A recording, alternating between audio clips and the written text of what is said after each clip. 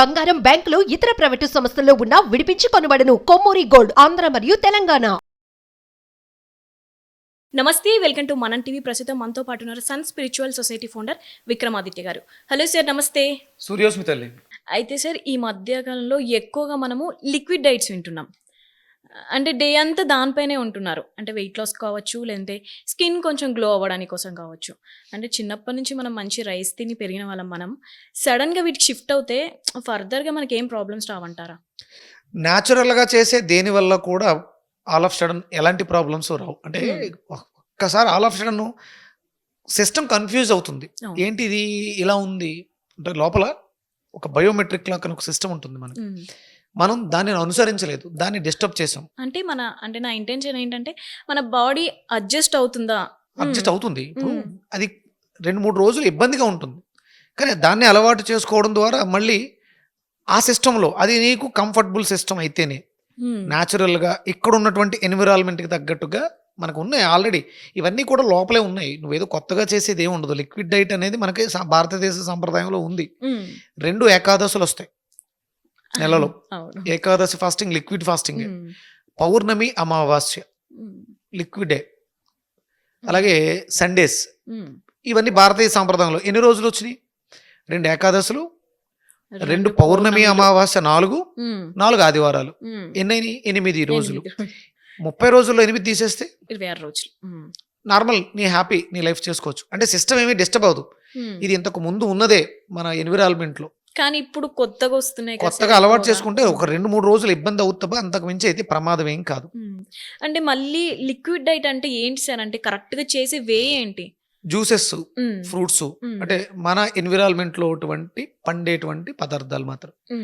అంటే ప్రకృతి భారతదేశానికి ఒకలా ఉంటుంది, వెస్టర్న్ కంట్రీస్ లో ఒకలా ఉంటుంది. అక్కడ ఎన్విరాన్మెంట్ లో అక్కడ దిగుమతి చేస్తున్నాం కొన్ని. ఇక్కడికి కీవీ అని, డ్రాగన్ అని, చాలా రకాల ఇంపోర్టెడ్. వాటి మీద నేను డైట్ చేస్తానంటే కుదరదు. ఎందుకంటే ఇక్కడ ఎన్విరాన్మెంట్ లో లేవు, అవి మన డిఎన్ఏలో లేవు. ఇప్పుడు వచ్చినవి ఇవి మన డిఎన్ఏలో యాడ్ అవ్వటానికి 2-3 తరాలు పడుతుంది.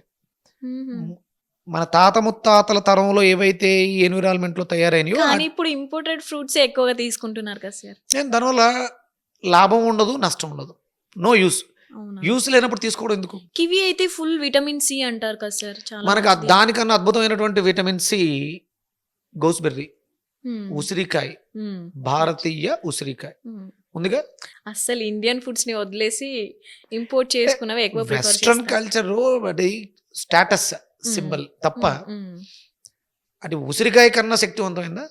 వాడిని ఔషధంగా తీసుకుంటాం ఉసిరికాయని, కివీని ఔషధంగా తీసుకోలేము. మీరు రెగ్యులర్గా కివీ తీసుకోండి, మన సిస్టంలో లేదు, చూస్తుంది అది. మన డిఎన్ఏలో ఇంతకుముందు మన వాళ్ళు ఎవరన్నా తిన్నారా అని ఆ రికార్డ్ ఏమైనా ఉందేమో చూస్తుంది. ఎవరు లేదన్నప్పుడు దాన్ని మామూలుగా క్రష్ చేసి పక్కన పడేస్తుంది.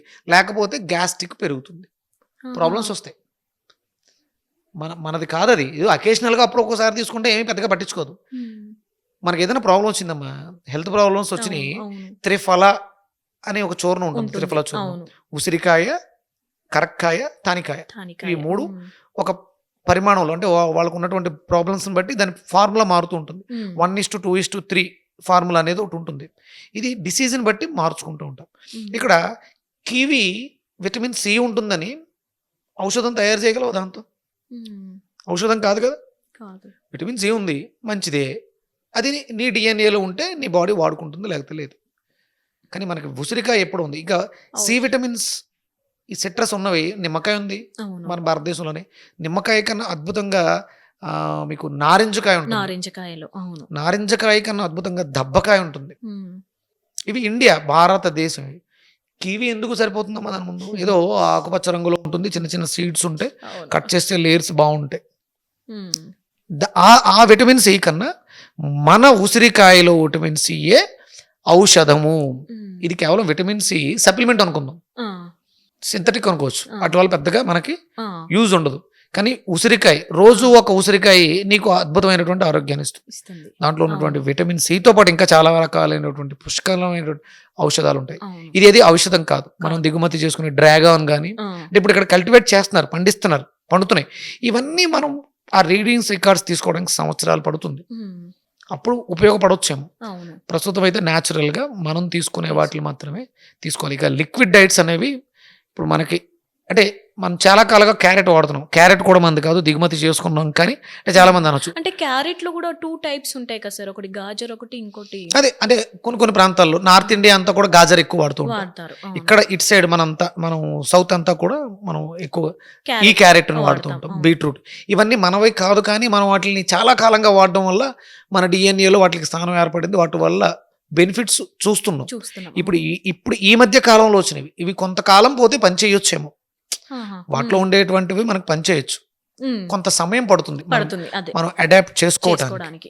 అందుకని ఆ జ్యూసెస్ లిక్విడ్ డైట్స్ అంటే, అలాగే పెసరకట్టు నీళ్ళని, లవంగాలు నీళ్ళలో వేసి మరగబెట్టిన నీళ్లు, ఇలా జింజర్ మరగబెట్టినటువంటి లిక్విడ్స్ తీసుకోవడం వల్ల అంటే ఎసిడిటీ మనం దానికి అలవాటు చేసి ఉన్నాం తినటం. ఆ ఎసిడిటీ అనేది ఇబ్బంది పెడుతూ ఉంటుంది కాబట్టి జింజర్ని ఎక్కువ వాడుకోవాలి లిక్విడ్స్లో. జింజర్ని అందుకని నేను చెప్పే ప్రతి జ్యూసెస్ లోను ఏ బీరకాయ జ్యూస్ కావచ్చు, దొండకాయ కావచ్చు, ఏదైనా సరే compulsory ginger, pinch of ginger చెప్తాను. రెగ్యులర్ గా జింజర్ తీసుకుంటే పరిపూర్ణత లభిస్తుంది డైట్ కి.